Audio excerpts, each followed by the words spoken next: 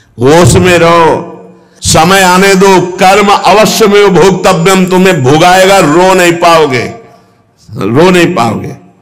यहां जो आप कर्म कर रहे हैं वो आपको भोगने पड़ेंगे, अच्छे या बुरे। बिना भोग के नष्ट नहीं होते।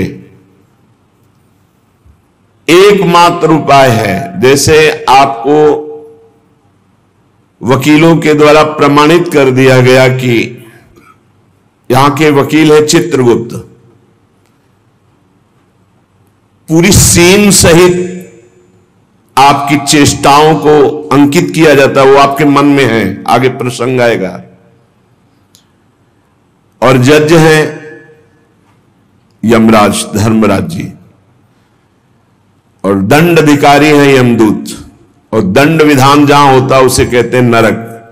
तो जैसे यहां जज ने कानून से अपराध करने वाले को दंड दे दिया, जाओ तुम्हें फांसी की सजा, राष्ट्रपति का अधिकार है, वो पूरा माफ कर सकता है।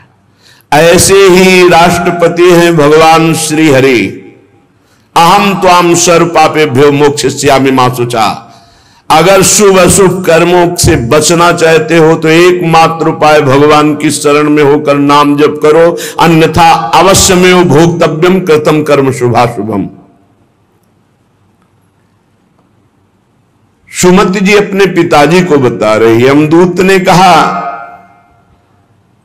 महाराज, मृत्यु लोक में मनुष्य जो पुण्य और पाप करता है बारी बारी से उसे भोगना पड़ता है।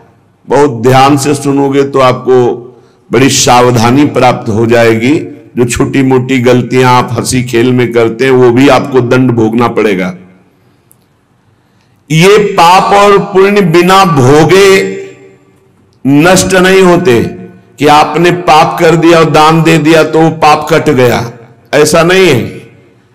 पुण्य का अलग विभाग होगा, पाप का अलग विभाग होगा। अगर काट सकते हैं तो सिर्फ भगवान काट सकते हैं, भगवान का भजन काट सकता है, दूसरा नहीं। लाखों जन्मों में जो तुमने पाप और पुण्य किया है, जो एकत्रित है, उसका नाम है संचित कर्म। संचित पाप और पुण्य, और उससे जब मनुष्य शरीर मिलता है या जो शरीर मिलता है उससे जो हिसाब निकाल करके कुछ पुण्य और कुछ पाप, उसे प्रारब्ध भोग कहते हैं। फिर यहां कर जो नवीन कर्म किया जाता है उसे क्रियमाण कहते हैं। मनुष्यों के लिए जो उनका जमा हुआ पाप और पुण्य है वो अंकुरित होकर बढ़ता रहता है, ब्याज दर ब्याज। बहुत दुर्गति होती है, इसीलिए बहुत जन्म हम भोगे तो भी अपने संचित कर्म को नहीं भोग सकते।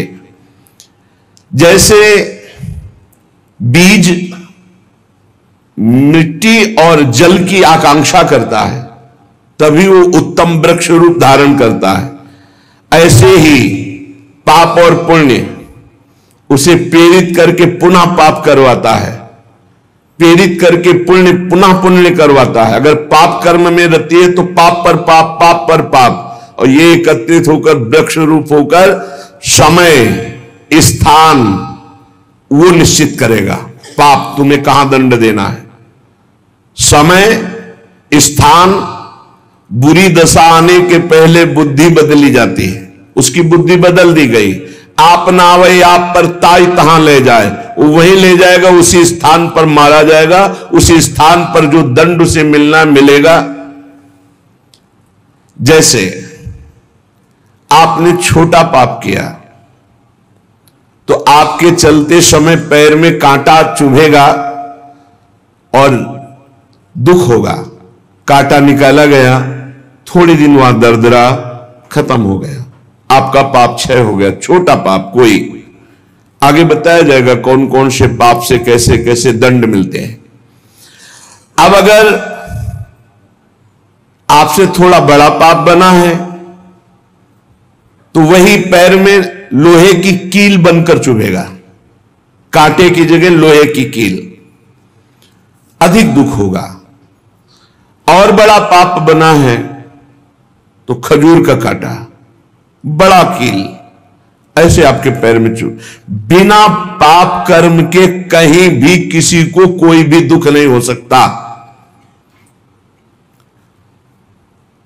सिर में दर्द होना, आजीवन पूरे जीवन सिर का रोग हो गया कि वो दर्द ही होगा 2-4 दिन में, 10 दिन में, पाप का कारण। अपथ्य भोजन, सर्दी सहन न होना, गर्मी सहन न होना, हर समय हृदय जलते रहना, पाप का लक्षण। भिन्न भिन्न पाप भिन्न भिन्न प्रकार के दुख देते हैं दीर्घ काल तक। शस्त्र और अग्नि आदि का भय ये पाप के कारण होता है। अनेक जन्मों के संचित पाप, कोई इसी जन्म के केवल नहीं है, वो केवल मंडराते रहते हैं आकाश में दंड देने के लिए, समय इंतजार करते हैं।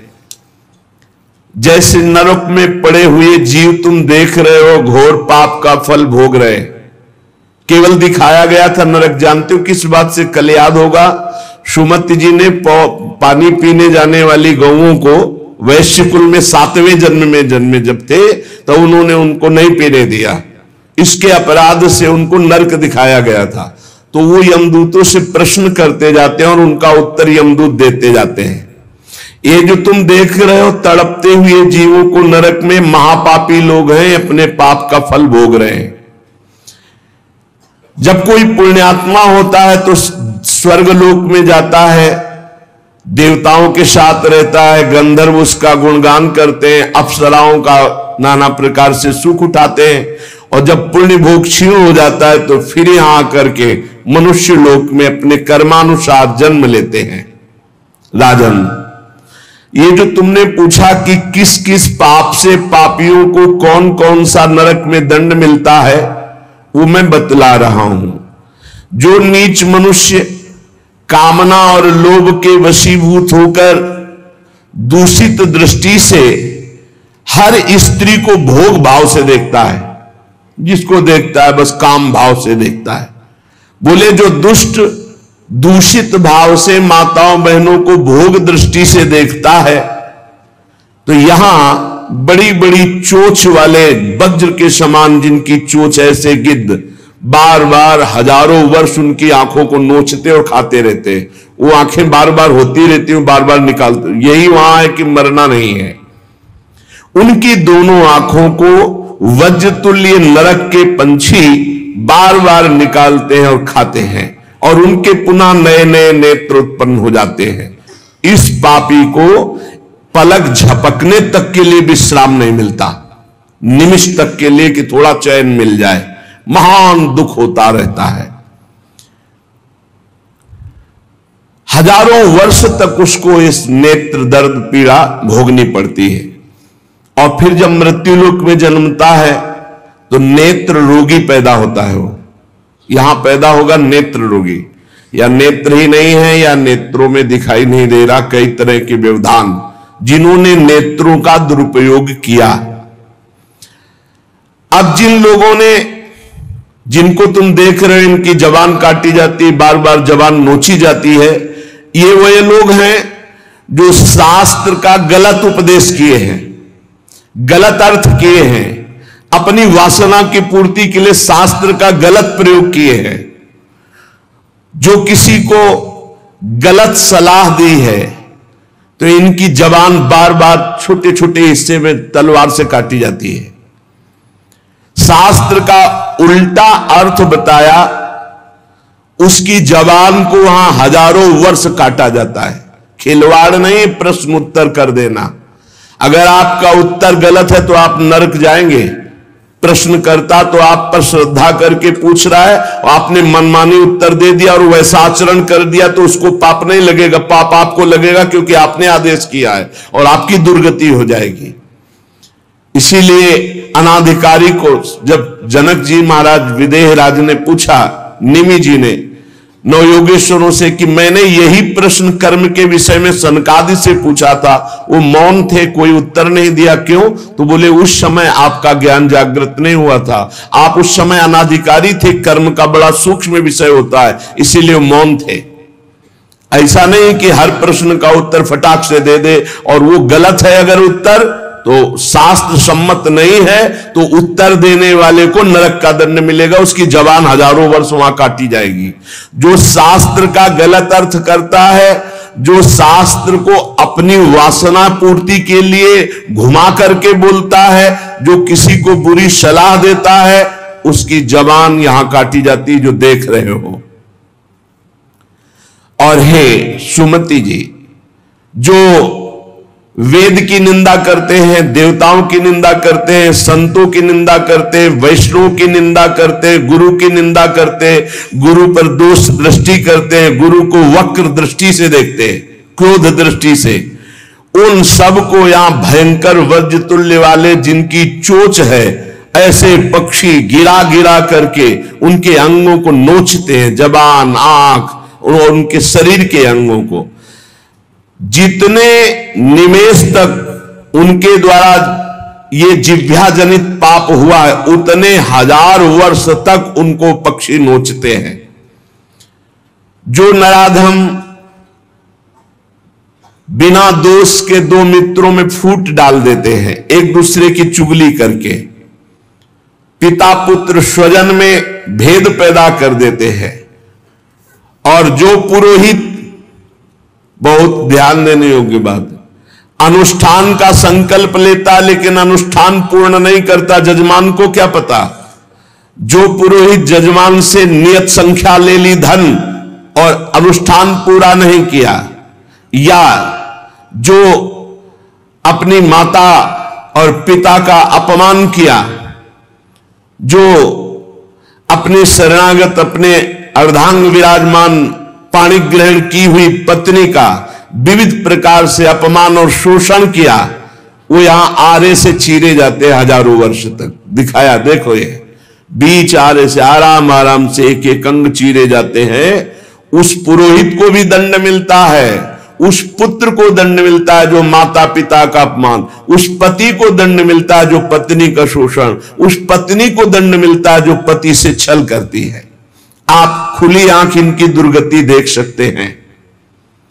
जो दूसरों को कष्ट देने का स्वभाव बना लिया है, बातचीत चेष्टा से कष्ट ही देना है, जो दूसरों की प्रसन्नता में जलते हैं, जो दूसरों की घरों में, सोए हुए घरों में आग लगा देते हैं या फसलों में आग लगा देते हैं और उनको प्राणांतक कष्ट देते हैं, उन अधम पापियों को यहां जलती हुई आग में जलाया जाता है। तुम देख लो, तपती हुई बालू डालकर उनको भूना जाता है और यहां आग में उन्हें जलाया जाता है। जो एक जगह निमंत्रण मिला, फिर दूसरी जगह निमंत्रण मिला, तो पहले निमंत्रण वाले को छोड़ करके दूसरे के यहां निमंत्रण पाकर फिर पहले वाले के यहां निमंत्रण पाने गया। ऐसा नहीं है, ये नरक का कारण बन जाएगा। एक जगह निमंत्रण है, वहां गए, अगर हम भूखे तो भूखे, नहीं मिला तो नहीं मिला, अब दूसरे दिन देखा जाएगा। 2 3 4 निमंत्रण, ऐसा नहीं। जो ब्रह्मर्षि किसी देव कार्य के लिए, पितृ कार्य के लिए यजमान के द्वारा निमंत्रित किया गया और वो दूसरी जगह भोजन कर लिया, दूसरे निमंत्रण को स्वीकार करके फिर उसके यहां भोजन करने गया, तो उसको यहां नरक में 2 टुकड़े करने वाला दंड मिलता। बार बार उसके 2 टुकड़े, ये बार बार बहुत जगह भंडारा, बहुत जगह निमंत्रण, ये ऐसा नहीं है, सिद्धांत है। तुम भूखे हो तो एक जगह चले जाओ और अपना पेट भरो, भजन करो। ये नहीं कि 5 जगह चले गए तो खूब दक्षिणा 5 जगह की मिली तो सुन लो। ये तस्मा शास्त्रम प्रमाणम, ये शास्त्र है, मनमानी नहीं। पहले ऐसा कभी ब्रह्म ऋषि जन नहीं करते थे। 5 घरों में भिक्षा मांग लो या निमंत्रण है तो एक जगह जाके पेट भर लो जो रूखा सूखा मिले। ये 14 जगह भंडारा, 14 जगह निमंत्रण, तो उसकी व्यवस्था है। ये नरकगामी बना देगा, बुद्धि भ्रष्ट हो जाएगी। जो सदैव कड़वी बातें बोलकर लोगों के दिल पर चोट पहुंचाते रहते हैं। कुछ लोगों का ऐसा स्वभाव होता है, जब बोलेंगे तो हृदय की पीड़ा प्रकट हो ही जाए, ऐसा उनका है। ऐसे हैं वो, ऐसे बोलते हैं कि अत्यंत पीड़ा दे। ऐसा करने वालों को यहां के पक्षी टूट पड़ते नरक में लाते हैं, नोच नोच करके उनको खाते हैं। जो यहां किसी की चुगली करता है, उसकी जिह्वा तेज छुरे से बार बार ऐसे ऐसे चीरी जाती है, फिर पूरी हो जाती है, फिर चीरी जाती है। जिन्होंने उद्दंडतावश अपने पूज्य जनों का अनादर किया, उनको मारा पीटा, गुरुजनों को, अपने गुरु को, माता को, पिता को, बाबा को, पितामह, ये पूज्य जन है, ये गुरु के समान पूज्य है। जो अपने गुरुजनों को, पूज्य जनों को अनादर करता है, दंड देता है, मारता है, पीटता है, वो देखो ये कुंड बने हैं विष्ठा के, पीब के और मूत्र के। मूत्र का कुंड, विष्ठा का और पीब का। नीचे करके मुख उन्हीं कुंडों में डाल दिया जाता है, ऊपर से पैक कर दिया जाता है। हजारों वर्ष वही खाओ वही सड़ो, कितना भयानक कष्ट है। नीचे के मुख करके उसमें डाल दिया जाता है। जो लोग भोजन बनाने, बहुत ध्यान से सुनो, भोजन बनाना उद्देश्य रखो, यज्ञ है, यज्ञ के लिए भोजन बना रहे हैं। सबके हृदयों में भगवान है, पहले भोग लगाओ श्री भगवान का, फिर दरवाजे पर निकलो और आसपास झांक के देखो, कोई पशु पक्षी, कोई मनुष्य, कोई संत महात्मा, कोई भूखा तो नहीं दिखाई दे रहा। अगर एक गाय है, कुत्ता भी, तो घर से जाओ, रोटी लाओ, पहले उसे डालो, भगवत स्वरूप मान करके पहले। फिर अपने घर में जो बड़े बूढ़े हैं, सबसे पहले उनको पवाओ, बच्चे जो हैं उनको पवाओ। अच्छी अच्छी चीज तुम पालो, बड़े बूढ़े नहीं, अभी आगे आएगा, उनको भी दंड मिलता है। तो जो रसोई बनाए तो उसे भाग लगाना चाहिए, देवता का भाग, अतिथि का भाग, कौवे का भाग, गाय का भाग, और अपने जो पूर्व के बुजुर्ग जन हैं पहले उनकी सेवा। अच्छा, जो भी रसोई बने, भगवान का भोग लगाया, दरवाजे तक गए, अतिथि को देखा, एक गौ के लिए ग्रास निकाला, एक कौवा पक्षी आदि के, जरूर जरूर ये नहीं निकालोगे तो पाप है। गीता जी में कहा, जो अपने लिए पका के पाता है वो पाप पाता है। तो जो अभ्यागत, अपने बुजुर्ग और अतिथि, अब कोई साधु महात्मा आया, माना कोई भी हो, वो दरवाजे में पुकारा, राधे श्याम, आप छुप नहीं सकते, आपको निकलना पड़ेगा। हाँ, राधे राधे, क्या चाहिए, क्या सेवा करूं आपकी? आप जल पिएंगे, आप भोजन पाएंगे? नहीं, मुझे पैसा चाहिए। वो नहीं दे सकता, खत्म खेल, आपका आदर हो गया। आप मृदु वचन में इतना तो बोल सकते हैं, राधे श्याम, आप इतना बोल सकते हैं, आप जल पिएंगे, आप रोटी पाएंगे, भोजन प्रसाद पाएंगे। नहीं, मुझे रुपया चाहिए। नहीं, मेरी श्रद्धा नहीं, मैं नहीं दे सकता, सामर्थ्य नहीं है, श्रद्धा नहीं है, कुछ भी आप कह दो उस पर चलेगा, पर आपको निकलना चाहिए। यदि आप छुपे रहे हो, आपके कान में आवाज आई आपके दरवाजे से, भिक्षुक वापस जा रहा, तो आपके सुकृत नष्ट हो जाएंगे और आपको पाप लगेगा। ये धर्म है, अतिथि देवो भव। देना ना देना वो आपके ऊपर की बात है, लेकिन मृदु वचन, जल और भोजन, ये तीन तो प्राय सब, नहीं कुछ है, एक फल दे दे। अगर वो कहता है मुझे भूख लगी है, तो आप वहीं गेट के बाहर बैठिए, परिचय नहीं है इसलिए, घर में जो सदस्य पुरुष वर्ग का, उससे 2 रोटी भेज दीजिए। जो दुष्ट आए हुए अतिथि का अपमान कर देता है, अतिथि देवो भव, बड़ी महिमाएं गृहस्थ धर्म में अतिथि सेवा, साधु सेवा की, उसे यहां पीब चाट चाट के पवाई जाती है नरक में। उनका बुरा हाल होता है, बहुत सावधानी। इसीलिए धर्मात्मा पुरुष एक एक कार्य को बहुत धर्मपूर्वक, जो यहां दूसरे के भाग का अपहरण कर लेते हैं। अब अपने घर वालों के लिए अच्छे अच्छे लिए और संत महात्मा वैष्णव अतिथि के, तो बोले उसे दंड मिलता है, नरक में लाकर के उसे विविध प्रकार से सताया जाता है। जब कोई अर्थार्थी शरणागत तुम्हारी शरण में आ जाए और तुम उसके साथ धोखा करो तो यहां भी दंड मिलेगा और वहां भी दंड मिलेगा।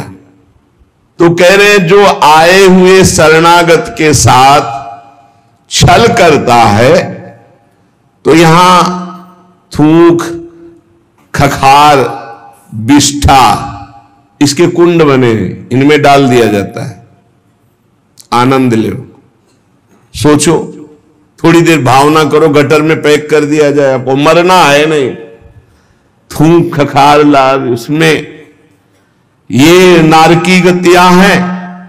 हे सुमति, बहुत ध्यान दीजिए, जो लोग झूठे मुंह और झूठे हाथ, देवता का स्पर्श, देवता को प्रणाम, गुरुजनों को प्रणाम, जो लोग ऐसा अपवित्र कार्य करते हैं उनके हाथों को यहां यमराज तिल तिल भर करके काटते हैं। जैसे कोई सब्जी नहीं काटता, ऐसे बड़ी रफ्तार से ऐसे बार बार काटते।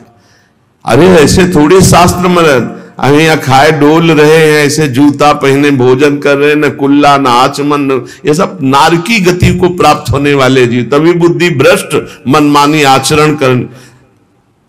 पहले जानते हो गांव में कैसे पंगत पवाई जाती थी, सबके चरण धोए जाते थे। आप महाभारत में पढ़िए, राजसूय यज्ञ में जितने राजा आए थे सबसे अग्र पूजा भगवान की हुई, लेकिन भगवान ने सेवा ली थी सबके चरण धोने की। कितना पवित्र व्यवहार था, शास्त्री, पट्टी बिछा दी, चरण धो दिए, हाथ धुलवाए, कुल्ला करवाए, सब बैठे, सबके तिलक पूजन और सबका फिर वो पत्तल, दोना, सकोरा, ये पवित्र है। ये होटलों में जो खाते हैं ना, वहां रज लगा के थोड़ी धोते हैं, ऐसे मारा पानी पाइप से, बस वही रुमाल हजारों में फेर दी। अब मतलब किसको है, जब वो कौन सा भोजन कहते हैं जिसमें सब ऐसे ले लेकर पाते हैं, भाव, अब हमें तो कहना भी नहीं आता। अब सोचो उसमें वही शराब पिए हुए व्यक्ति खा रहा है, उसी से आप ले रहे, उसी से जो जो मना। अब वो पाया फिर लेने का मन, फिर कोई रोकने वाला है, वहां कोई खड़ा है नहीं, सब रखे हैं, बोले ये वीआईपी लोग हैं, वीआईपी लोगों की वीआईपी व्यवस्था है, समझ लीजिए। जो झूठे मुंह हो करके या भगवान सूर्य चंद्र की तरफ करके लघु शंका करते हैं, सूर्य उदय है, सूर्य भगवान की तरफ, चंद्र भगवान की तरफ, भगवत विग्रहों की तरफ लघु शंका करते हैं, तो उनके आंखों में आग का अंगार रखा जाता है, ऐसे बार बार चीखते जलते हैं। जो जेठ होकर अपने लघु भ्राता की पत्नी के साथ गलत, पिता होकर अपनी पुत्री के साथ, भाई होकर अपनी बहन के साथ, या गुरु पत्नी के, ऐसे लोगों को तपाई हुई लोहे की स्त्री के साथ बेड़ियों से, लोहे की ऐसे जंजीरों से जो जलती हुई, उसी में जकड़ दिया जाता है। बहुत तुम्हारी बुद्धि भ्रष्ट हुई थी, जो बहन बेटी और पवित्र संबंध भी नहीं तुम्हें दिखाई दिए, तो उसमें लपेट दिया, लोहे की स्थिति, धधकती हुई आग, लोहे की जंजीरों से बांध दिया। त्राहिमाम पुकार रहा है, हजारों वर्ष बंधा रहे, मरना तो है नहीं, जकड़ दिया जाता, आग का अंगार आसो पास उसके रख दिया जाता है। उसके पूरे के पूरे शरीर में बार बार दाह आग होती है, चिल्लाता है। ऐसे नराधमों को यहां बहुत दंड दिया जाता है। यमदूत कहते हैं, जो अपने कानों से गुरु की निंदा सुनता है, जो अपने कानों से वैष्णव जनों की निंदा सुनता है, जो दूसरों की निंदा सुनकर के हर्षित होता है, ऐसे पापियों को यमदूत जो लाते हैं यमराज के, वो तपाया हुआ लोहा उनके कानों में डाला जाता है। बार बार तपाया हुआ लोहा, बार बार गुरु निंदा सुनी, संत निंदा सुनी, वैष्णव निंदा सुनी, सुनने वालों को, और बड़े हर्षित होते। जब किसी की निंदा होती ना, तो कुछ लोग ऐसे हर्षित होते जैसे उनको सम्राट पद मिल रहा हो। अरे पर निंदा के केते आवत नहीं कछुआत, मूर्ख पर्वत पाप को ले चल अपने साथ। यहां विलाप करते हैं, पर यहां यमदूत स्वयं कह रहे हैं, हम लोगों के हृदय में दया तनिक भी नहीं है, और क्रोधित होकर उनको और कष्ट देते हैं। जैसे वो विलाप करते हैं तो क्रोधित होकर और कष्ट देते हैं। जो देव मंदिर में जमीन लगाई गई या किसी ऋषि मुनि को दान में दे दी गई, या कोई सभा भवन है सार्वजनिक, जो इनको तुड़वा कर उनकी जमीन हड़प लेते हैं, उस जगह अपना निवास स्थान बना लेते हैं, उसका प्रयोग करते हैं। यहां यमदूत उन्हें ला करके धीरे धीरे उनके शरीर की खाल उधारते हैं। पूरी उधल गई, फिर शरीर में नई खाल, फिर धीरे धीरे होश में। ये नहीं कि देवालय की लगी हुई संपत्ति का प्रयोग कर लिया, या देवालय को विध्वंस कर दिया, या सभा भवनों को विध्वंस करके अपने लिए अपना कब्जा, तो फिर ये वो चीखते चिल्लाते, पर यहां दया नहीं है। जो गौ के स्थान में, पवित्र स्थान में जल में मल त्याग करते हैं, जैसे नदी है, कोई सरोवर है, या गौशाला है, या देवालय है, उसकी सीमा में मल त्याग करते हैं। यहां के बड़े बड़े कौवे जिनकी लंबी चोंच होती है, उनकी गुदा द्वार से आते खींचते हैं बार बार, बहुत होश में। ये शास्त्र सुने नहीं जाते, इसलिए मनमानी पापाचरण होते हैं। जो जहां मनाया वहां, जो अपनी कन्या को रकम दे के बेचते हैं, बेचना होता है कि हमको इतना, ऐसा एक से बेचा फिर दूसरे के साथ बेचा, उसको यहां लाया जाता है और उसके शरीर में बड़े बड़े घाव किए जाते हैं, और फिर नमक की नदी है, उस नदी में डाल दिया जाता है। वो मात क्लेशित हजारों वर्ष। जो मनुष्य विकट संपत्ति और वो समस्याई नष्ट हो गई, पुत्र, भृत्य, पत्नी, बंधुवर्ग और बुजुर्ग जन, किसी का त्याग कर देता है विपत्ति आने पर, और अपना पेट पालन करने लगता है, इनको छोड़ देता है। तो यहां हम लोगों में कुछ यमदूत ऐसे हैं जो बिल्कुल कर्कश होकर के उनके मांस को नोचते हैं और उसी के मुंह में डालते हैं, उसी को खवाते हैं, उसे खाना पड़ता है। जो मनुष्य अपने पुण्यों को यहां बेच देते हैं, उनकी बड़ी दुर्गति होती। जैसे 1 घंटा नाम कीर्तन करेंगे 500 रुपया लेंगे, अमुक कार्य करेंगे अमुक रुपया लेंगे। जो अपने पुण्यों को बेच देते हैं, कई तरह से बेचना होता है, और उनकी व्याख्या कहां तक करें। जो अपने पुण्य कार्यों का दाम लेते हैं, बेच देते हैं, वो पापी हैं, और उनको यहां चक्कियों में डाल के नरक में पीसा जाता है, जैसे आटा पीसा जाता है। बेचे ही वेद धर्म दुइले ही, ऐसा नहीं था। परोपकार के लिए ब्रह्म ऋषियों का जीवन था। कुछ मिला नहीं, किसी भी तरह जीवन व्यतीत करते थे। कृष्ण शरीर, बड़े बड़े चक्रवर्ती सम्राट भयभीत होकर खड़े हो जाते थे। तब पूर्ण जीवन, बेचने का कहीं विधान नहीं। जो जीवन में अपने किए हुए पुण्यों को बेच देते हैं, उनको वहां चक्की में जैसे आटा पीसा जाता है, ऐसा पीसा जाता है। ये ना समझो कि मौज ले लो, यहां तुम मनमानी कर लो, भोगना पड़ेगा। अवश्य में भोक्तव्यम, नरक में जाकर के हिसाब भोगना पड़ेगा। चक्कियों में पीसे जाते हैं, जो अपने पुण्य कर्मों को बेचते हैं, जो यहां किसी की धरोहर मिली, ए भैया हमारे इतने रुपए रख लो, ये सामग्री रख लो, हम समय से ले लेंगे, हमारी अव्यवस्था है, और फिर वो मुकर गया कि कौन धरोहर कब दिया कैसे दिया, तो उन्हें यहां जलती हुई लोहे की जंजीरों से बांध दिया जाता है और ऐसे कुंड में फेंका जाता है जहां बड़े कीड़े भयामने विषैले, और वो उनको हजार हजार वर्ष तक नोच रहे, उसी में बंधे चीख रहे। कौन? जो दूसरों की दी हुई धरोहर को ना देकर मुकर जाते, कब तुमने दिया। जो पापी दिन में मैथुन करते हैं, शास्त्रीय मर्यादा में दिन में मैथुन करना निषेध है। जो रात्रि में पराई स्त्री से मैथुन करते हैं, दिन में चाहे अपनी स्त्री क्यों न हो, मैथुन निषेध है। और जो इसीलिए महाभारत में एक प्रसंग आता है,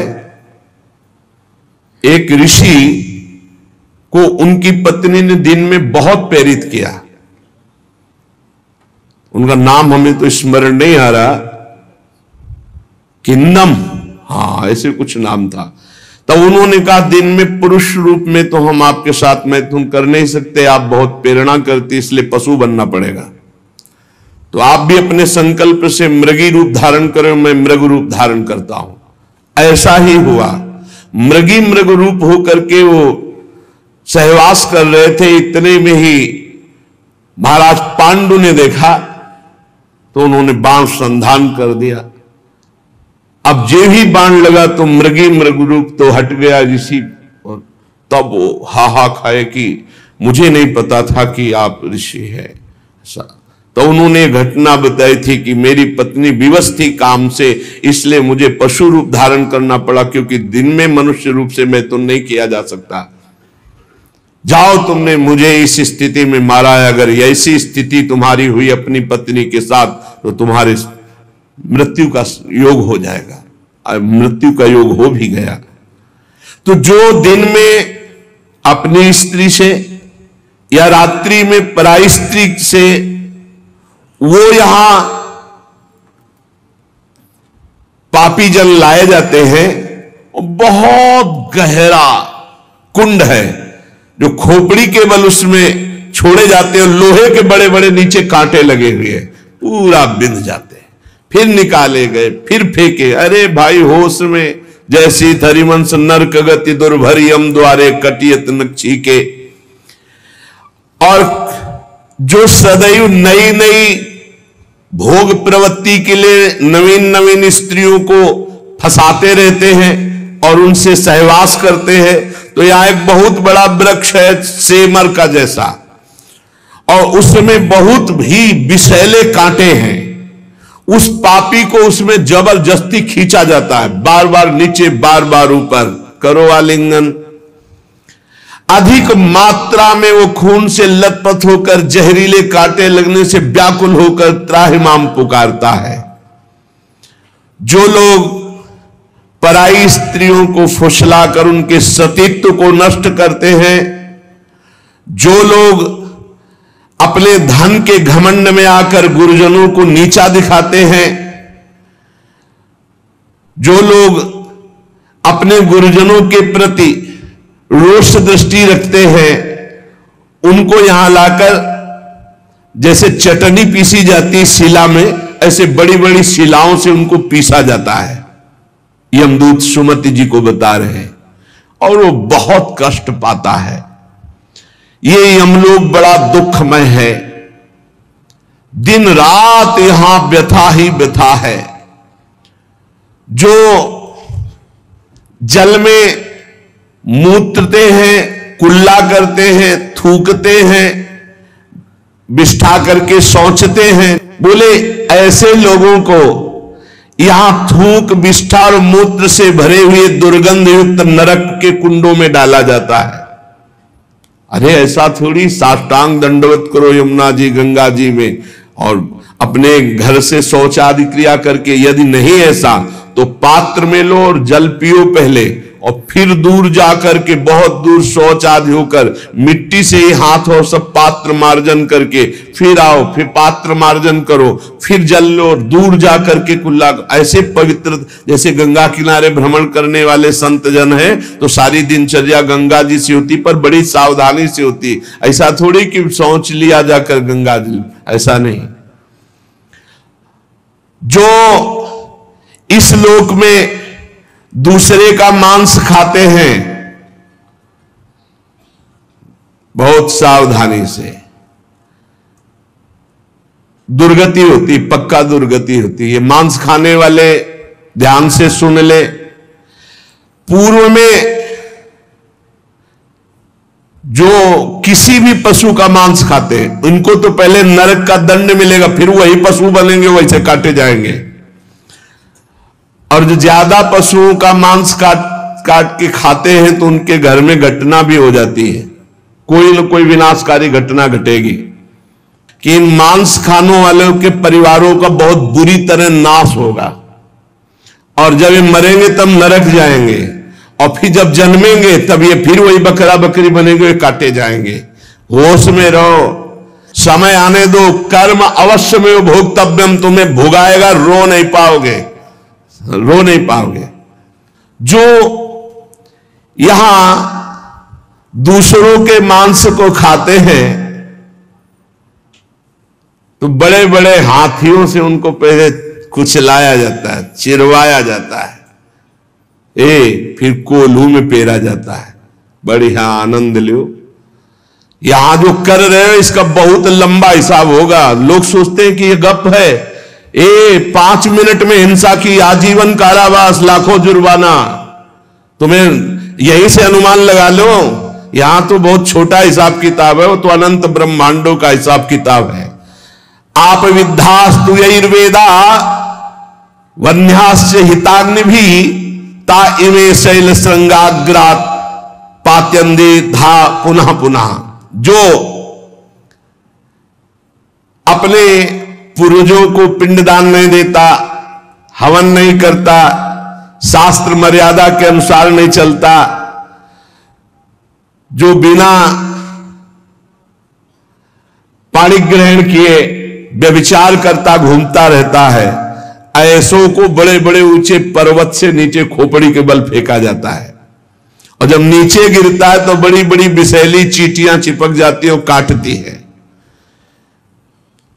अब और सावधानी की बात, जो पापी पुरुष के द्वारा दिया हुआ दान लेता है, स्वीकार करता है, पापी होश में ये रुपए की गड्डी नरक पहुंचा देगी।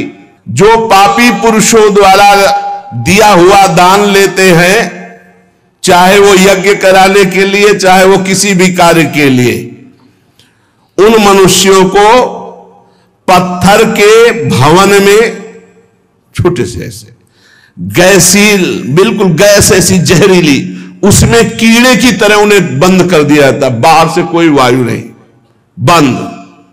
अब कितने हजार वर्ष, कितनी घबराहट है। अब सोचो, पत्थर के छोटे छोटे ऐसे भवन, उनमें गैस भरी हुई जहरीली, उसमें बंद कर दिया गया। दशांश लिया जाता धर्मात्मा पुरुष का, दशांश दान है धर्मात्मा पुरुष का, 100 मेहनत से कमाए। अब अगर तुम 10 रुपए दान कर दोगे तो बहुत बड़ी बात हो जाएगी। एक गरीब आदमी बड़ी मेहनत से अपना पेट पालता था, तो एक किसी व्यापारियों के संग में था।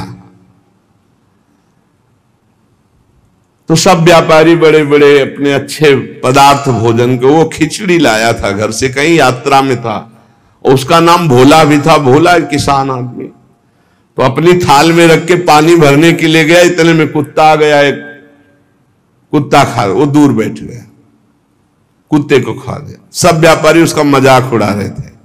फिर अपनी थाल ली, मांझ करके रख दिया, और जो जल था उसी को पी लिया। रास्ते में जा रहे थे, एक भयानक ब्रह्म राक्षस प्रकट हुआ। अलग अलग कोटि के प्रेत भी होते, अब तो सबके होश उड़ गए। भोला एकदम सीधा आदमी था, ब्रह्म राक्षस ने कहा सबको मार देंगे हम व्यापारी। तो भोला ने कहा शुरुआत हमसे करो। तो उनका तुम्हारे ऊपर तो हाथ नहीं उठा सकते। क्यों? क्योंकि तुमने कभी बेईमानी नहीं की, धर्म से कमाए हो, और आज तुमने इतना बड़ा पुण्य किया कि भूखे थे, अपनी मेहनत की कमाई की खिचड़ी कुत्ते को खाने दिया। अगर वो पुण्य मुझे दे दो तो मैं ब्रह्म राक्षस योनि से मुक्त हो जाऊं, किसी को नहीं दंड दूंगा। तो उसने कहा कैसे दे दूं? बोले संकल्प करो कि आज की खिचड़ी जो कुत्ते ने पाई उसका जो पुण्य हुआ मैं तुम्हें देता हूं, मैं अभी मुक्त हो जाऊंगा, नहीं सबको मार दूंगा इन व्यापारियों को। धर्म की कमाई का छोटा सा भी दान वो भगवान की भी प्राप्ति करा सकता है। दशांश धर्म के दान को कहा गया है, मेहनत की कमाई का फिर दशांश दान कहा गया। पाप कहीं दान नहीं होता, पाप कहीं दान नहीं होता, उसका विधान फिर ब्रह्म ऋषि बताते कि आज तक किया, अब कभी पाप नहीं करेंगे, अब क्या करें, तो फिर उसका विधान वो बता देते हैं। ऐसा नहीं कि पाप करते जाओ दशांश देते जाओ तो बुद्धि भ्रष्ट होती चली जाएगी। जो ये बहुत बड़ा अपराध है, उपकार करने वाले का अपकार कर देता है। कृतज्ञता, कृतज्ञ होना चाहिए। आपके लिए किसी ने उपकार किया, आपको आपका हित किया, आपके संकट में सहयोग किया, तो जीवन भर वो जब दृष्टि में आ जाए तो थोड़ा कृतज्ञ होना चाहिए। ऐसा नहीं कि उसका अपकार कर दो। जैसे गुरुदेव ने मंत्र दिया, उपासना दी, तुम्हारा उपकार किया। खोटी बुद्धि वाला जो कृतज्ञ नहीं रहता उसको यहां तप्त कुंभ नामक नरक में गिराया जाता है। ये बहुत दुख देने वाला है, ताप ही ताप। और इसमें 80 पत्रवन नरक में जैसे तलवारें हैं, ऐसे किनारे किनारे तलवारें हैं। जिधर ये होता उधर तलवार घुसती, बार बार इसको पीड़ा होती है। फिर उसे अगले कालसूत्र नामक नरक में डाला जाता है। विश्वासघाती, गुरुद्रोही, मित्रद्रोही, इनका उद्धार बहुत मुश्किल होता है। ये यहां नरक में भोग करके भी जब जन्म लेते हैं तो कोढ़ी, दुष्ट स्वभाव वाले, सर्प आदि ऐसी योनियों को प्राप्त होते हैं। यहां जो किसी का सोना चुरा लेते हैं, यहां जो शराब पीते हैं, उन महापापियों को यहां लाया जाता है, और जो शराब पीते हुए गला हुआ लोहा उनको पिलाया जाता है। ए भैया शराबी जो पिए हो तो बंद कर दो आज से, नहीं आगे इंतजाम कुछ और है। हाँ, जलता हुआ लोहा पिघलता हुआ पिलाया जाएगा, मरोगे है नहीं, बहुत होश में। स्वर्ण की चोरी करने वाले को वैसे ही स्वर्णिम आग के ऊपर फेंक दिया जाता है, भुनो सारी। यहां कोई मानता नहीं, कहते सब झूठ है, भोगोगे तब पता चलेगा तुम्हें। और ऐसे लोग जब नरक से लौटते हैं तो उनको यहां भारी भारी घृणित बीमारियों से पीड़ित होना पड़ता है। राजन, जो नीच, अपवित्र, पापी पुरुष है, वो जब दूसरों से दान लेता है तो नरक में जो बताया गया वो भोग भोगता है। यहां जन्म लेता है गधे का, गधा बनता है। 2 ईंट देखते रहो आराम से। किसको? जो पतितों से, पापियों से दान लेता है, वो न ऊपर तो सुना दंड, और जब मृत्यु लोक में जन्मेगा तो वो गधा बनेगा। चाहे कोई भी हो, तैयार रहो पीठ मजबूत करके ढोने के लिए भार। जो अधिकारी नहीं है, पतित है, उससे जो पैसे के बल से पूजा करवाता, यज्ञ करवाता है, उस द्विज को जब नरक जाके पहले भोगेगा और फिर लौटेगा तो विष्ठा का कीड़ा होना पड़ेगा। जो पैसे के बल से पतितों को भी, आओ पूजा कर ले, आओ यज्ञ करवा देते हैं तुम्हारी, नहीं पहले जजमान का परीक्षण होता है, अधिकार होता है। ऐसे द्विज को नरक से लौटने पर विष्ठा का कीड़ा होना पड़ता है। जो अपने गुरुदेव के साथ छल करता है, अहंकार करता है, कपट करता है, उसे पागल कुत्ते की योनि मिलती है। उसे नरक भोगने के बाद पागल कुत्ते की योनि मिलती है। जो गुरु की संपत्ति का अपहरण कर लेता है, मनमानी आचरण करता है, तो उसे यहां यही दंड मिलता है, अर्थात कुत्ते की योनि प्राप्त होती है। जो अपने माता पिता वयोवृद्ध का अपमान करता है, कटुवचन करता है, उसे यहां पक्षी की योनि प्राप्त होती है। जो बीमार रहता है हर समय, पक्षी, कष्ट से युक्त पक्षी की योनि।